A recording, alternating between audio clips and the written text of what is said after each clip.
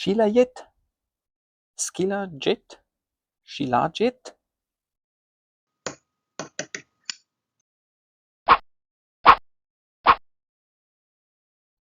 In today's video, I will review Shilajit. Shilajit takes the form of a blackish-brown powder or paste and is found on high mountain rocks, predominantly the Himalayas.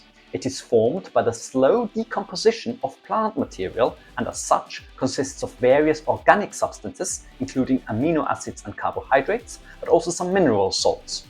Shilajit has featured prominently in ayurvedic medicine for centuries, but recently has started to garner interest amongst Western wellness influencers.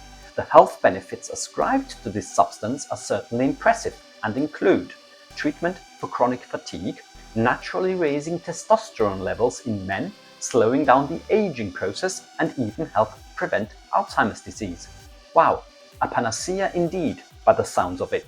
But is there any scientific evidence to support these claims? Let's have a look and see whether Shilajit is legit. A look at the scientific literature reveals a total of 7 clinical studies of Shilajit, all published in the past 10 years or so. Noteworthy the fact that these studies are published in relatively unknown journals, including the Journal of Dietary Supplements and the Journal of Alternative and Complementary Medicine. Additionally, what is particularly noteworthy is the fact that all 7 of those studies, without exception, were financed by a commercial entity called Natrion Inc., which, upon closer inspection, turns out to be the main manufacturer of Shilajit-related dietary supplements. What this means is that when this company handed the money to the research groups to conduct the Shilajit clinical trial, it would have done so with the implicit, at the very least, expectation that the trial turn up a positive result. This just to keep in mind as we set out to review the various clinical studies on Shilajit, since this constitutes a major conflict of interest. Next, let's have a look at what areas of health these 7 Shilajit trials cover. 2 of them look at the effect of the supplement on skin health, another 2 cover muscle composition and strength, another 2 investigate the effect of Shilajit on matters relating to fertility, including testosterone levels and sperm count, and the final study assesses the potential benefits of the substance on bone mineral density in post-menopausal women. Now, let's take a closer look at some of these Shilajit trials. This study from India investigated the effect of supplementing with Shilajit on male fertility. They enrolled 35 infertile men into the study and supplemented their diet with 200 mg of Shilajit per day for 90 days. They measured markers of fertility, such as testosterone levels and sperm count, at the beginning and at the end of that 90-day period. The results are striking. Total sperm count goes up by more than 61% during that 90-day period, and testosterone levels increase by almost 24%. Too good to be true? Probably. As some of you may have noticed, this is not a controlled nor a blinded study. For this study to carry any scientific value, it would have to include a control arm where individuals are given a placebo. As it stands, there is no way of telling as to whether the results, which are suspiciously unequivocal, are down to Shilajit or some other factor inherent to the trial. Now let's look at another touted application of Shilajit, namely its alleged benefits for skin and bone health by boosting collagen synthesis. In this recent study, funded again by the main manufacturer of Shilajit supplements, the authors claim to look at the effect of Shilajit supplementation on collagen synthesis. What's encouraging to see is the fact that they have opted for a randomized controlled trial format for their study, thus eliminating the possibility of a placebo effect.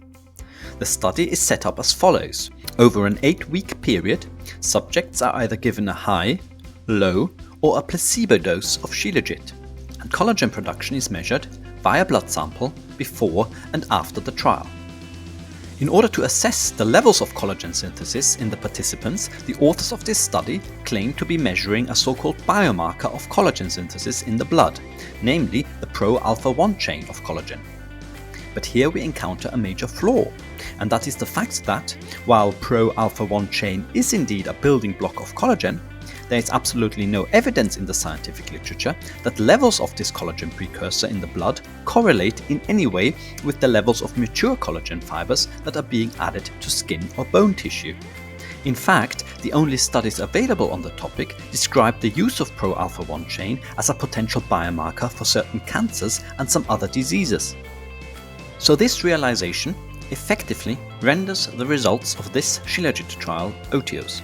But for completeness sake, I will mention that their study found levels of the collagen precursor to be elevated after the 8-week trial period in those participants who took Shilajit. But as I say, this is likely an irrelevant finding in light of what I have just explained. And finally, let's look at one last study, this time investigating the alleged positive effects of Shilajit on muscle strength. Again, fully funded by the company that makes Shilajit supplements. This is another randomized controlled trial where participants are assigned either to a high, low or placebo dose of Shilajit for an 8-week period. They use various weight exercises to ascertain whether muscle strength has improved following the 8-week trial. The initial observation was that Shilajit supplementation has no statistically significant effect on muscle strength compared to placebo after the 8-week trial. The authors then decide to do something curious. They divide each of the 3 test groups, so placebo, low-dose Shilajit and high-dose Shilajit, into 2 halves, whereby the upper half of each group contains the top 50% strongest performers from the pre-trial strength exercises, and the other half contains the bottom 50% of strength performers. When they then look at post-trial strength performance compared to pre-trial, they find that for the stronger half of the high-dose Shilajit group only, there is now a statistically significant improvement in strength compared to the stronger halves of both the low-dose and the placebo group. But since there is no scientific rationale as to why you would want to carve up the test groups in such an arbitrary manner, we have to conclude that what we are faced with here is a classic example of what is known in the field of statistics as data dredging. This is when scientists set out to test a hypothesis, in this case, does Shilajit supplementation improve muscle strength? And when that hypothesis does not produce a significant effect, then the data are sliced and diced in various different ways until some statistical significance can be reported. This, however, is considered cheating, and for that reason, we cannot consider the results that are reported here as being meaningful. Now then, having reviewed the scientific studies on Shilajit, where does that leave us in terms of our traffic light classification system for supplement efficacy? Well, the evidence for this particular supplement is so poor that I would consider its manufacture, sale and distribution a veritable scam. The recommendation is clear. You can flush that Shilajit down the toilet. And another courtesy flush. In other words, don't be a Shilajit and waste your money on this supplement. So, there you have it. I hope you have enjoyed this scientific supplement review of Shilajit. Please like and subscribe and let me know in the comments about any other supplements you would like me to review.